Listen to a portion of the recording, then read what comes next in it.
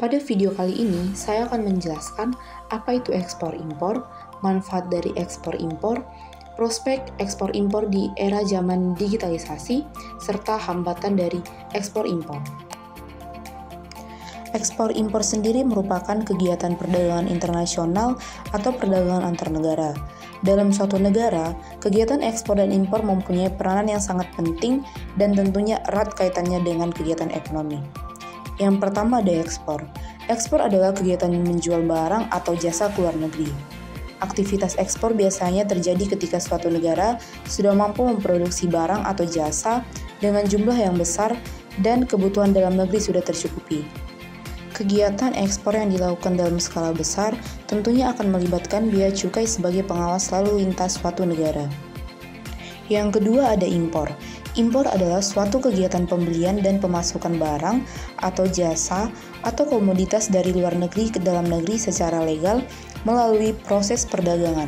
Pada umumnya, pembelian barang impor merupakan barang-barang yang tidak dapat diproduksi di dalam negeri.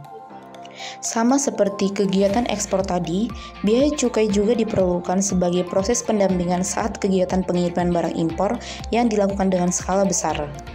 Setelah mengetahui apa itu ekspor dan impor, sekarang kita juga perlu mengetahui apa manfaat dan tujuan dari kegiatan ekspor dan impor tersebut.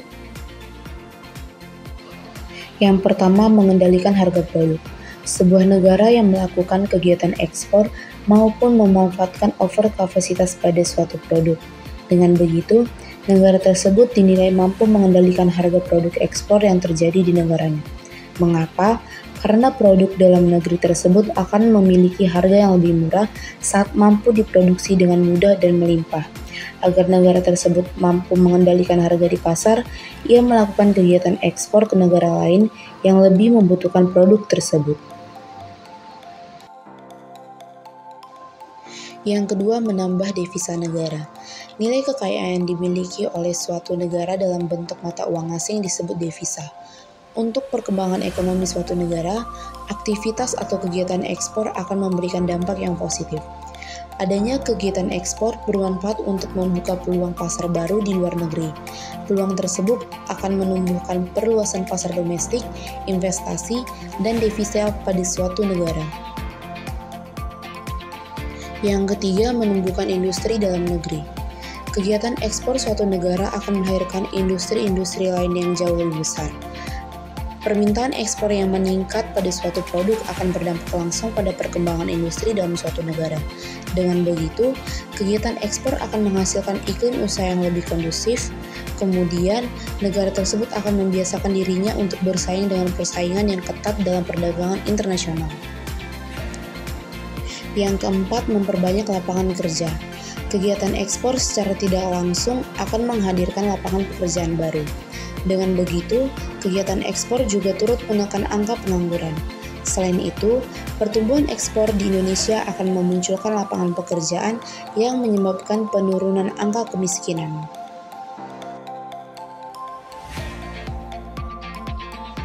Selanjutnya ada prospek impor di era digitalisasi. Di era digital ini, kegiatan ekspor dan impor menjadi sangat mudah, mulai dengan mudahnya interaksi dan distribusi dengan rekan bisnis hingga transaksi tanpa dompet atau e-money, serta mengurangi biaya yang tidak diperlukan atau bisa dikatakan efisiensi biaya. Jadi, jika kita berbicara ekspor dan impor pada era digital saat ini, kita tidak hanya memikirkan produk apa yang akan dijual, melainkan kita harus riset terlebih dahulu target pasar kita, bagaimana cara kita promosinya, kebijakan pemerintah seperti apa, cara negosiasi terhadap bisnis, dan sebagainya.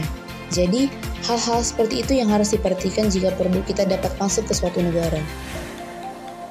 Ada 4 perkembangan tren terkini dalam bisnis impor dan ekspor. Yang pertama, e-commerce. Ini menjadi pintu masuk utama bagi bisnis ekspor dan impor di era digital. Platform e-commerce global telah memberikan kemudahan akses pasar bagi penjual dan pembeli. Perdagangan melalui e-commerce ini mengeliminasi hambatan geografis dan memungkinkan pelaku bisnis untuk menjangkau konsumen dan mitra bisnis di berbagai belahan dunia. Melalui e-commerce, proses pemasaran, transaksi, dan pengiriman dapat dilakukan dengan lebih efektif dan efisien. Yang kedua, tracking. Salah satu tren paling mencolok dalam bisnis ekspor-impor adalah adanya fitur tracking atau pelacakan dalam proses pengiriman barang. Teknologi digital memungkinkan pelacakan dan pemantauan real-time yang presisi terhadap pergerakan barang dari konfirmasi transaksi hingga barang diterima pembeli. Hal ini tidak hanya mengurangi ketidakpastian, tetapi juga memungkinkan pelaku bisnis untuk mengambil tindakan segera dalam menangani perubahan atau kendala yang mungkin terjadi. Yang ketiga, keamanan dan perlindungan data. Dengan semakin berkembangnya teknologi, maka akan memunculkan masalah baru terkait keamanan dan perlindungan data. Bisnis ekspor dan impor akan menghadapi risiko keamanan data yang semakin kompleks. Kehadiran cybercrime dan ancaman keamanan di cyber lainnya menuntut pelaku bisnis untuk menjaga keamanan data pelanggan, informasi transaksi, dan rahasia bisnis mereka. Perlindungan data yang kuat menjadi persyaratan penting untuk membangun kepercayaan dengan mitra bisnis dan konsumen. Yang keempat, peningkatan keamanan pembayaran dan transaksi. Keamanan transaksi adalah hal yang paling penting dalam bisnis ekspor dan impor. Era digital membawa inovasi terhadap keamanan transaksi, termasuk penggunaan teknologi enkripsi yang kuat dan sistem keamanan yang lebih mutakhir. Hal ini membantu mengurangi risiko penipuan, pencurian data, dan gangguan lainnya yang dapat merugikan bisnis. Berikutnya, hambatan jika perusahaan melakukan ekspor-impor.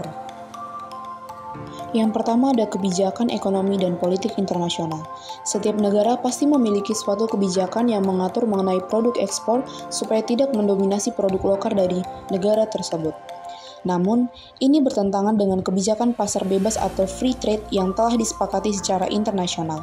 Kebijakan negara dalam proteksi komoditas lokal berdampak pada kebijakan pembatasan impor dan tarif impor yang meningkat.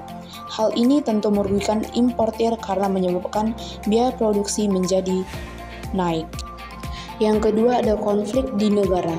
Situasi negara yang sedang berkonflik merupakan salah satu penghambat dalam kegiatan ekspor.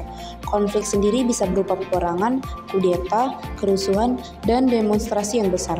Hal ini berpengaruh terhadap keamanan transaksi jual-beli sehingga berdampak pada penurunan kegiatan ekspor, impor, ataupun pendapatan dari investasi sulit didapatkan.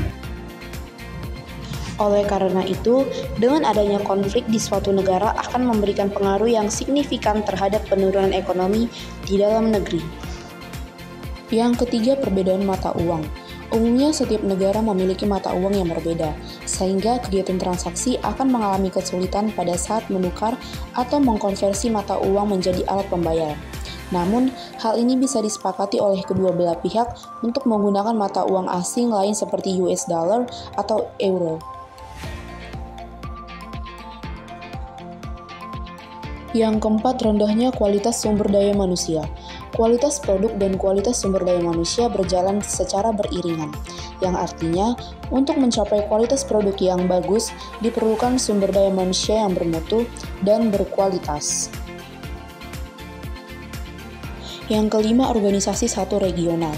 Beberapa negara menerapkan kebijakan organisasi ekonomi regional atau peraturan untuk mengenai produk ekspor hanya untuk anggota organisasi saja. Hal ini tentunya akan menghambat kegiatan ekspor dan impor karena dapat menutup kesempatan bagi negara organisasi untuk melakukan perdagangan bisnis internasional.